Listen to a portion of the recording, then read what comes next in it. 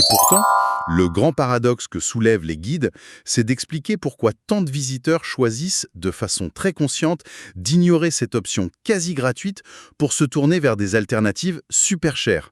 Est-ce que c'est juste une question de confort ou bien il y a une logique logistique plus profonde là-dessous? Alors l'explication, elle ne réside pas seulement dans le petit confort de la climatisation, loin de là. C'est surtout une question de rapport au temps. Le truc, c'est que le Dala ne fonctionne absolument pas sur un système d'horaire fixe. Pas d'horaire du tout. Non, pas d'horaire du tout. Il obéit à ce qu'on pourrait appeler un modèle de rentabilité spatiale.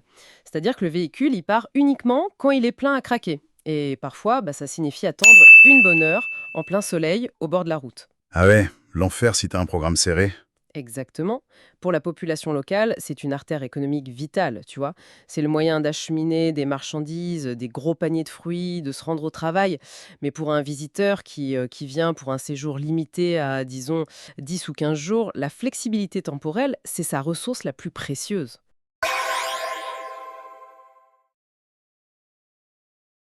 Et c'est exactement ce qui saute aux yeux quand on plonge dans cette énorme pile de documents rassemblés pour notre exploration d'aujourd'hui.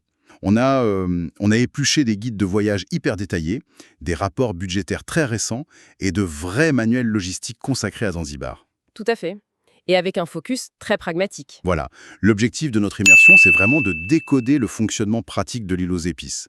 On veut comprendre comment concrètement se déplacer efficacement, comment orchestrer les excursions sans passer ses journées coincées dans les embouteillages. Et surtout, saisir les enjeux sécuritaires et environnementaux pour que l'empreinte qu'on laisse sur place soit aussi positive que l'expérience qu'on y vit. Exactement. Parce que le constat est sans appel dans tous ces documents, un paradis mal préparé peut instantanément se transformer en un vrai casse-tête administratif. Et logistique, quoi. C'est vraiment ça. L'enjeu, au fond, c'est de ne pas subir l'environnement, mais d'en comprendre les rouages. L'anticipation, ça transforme complètement la nature même du séjour.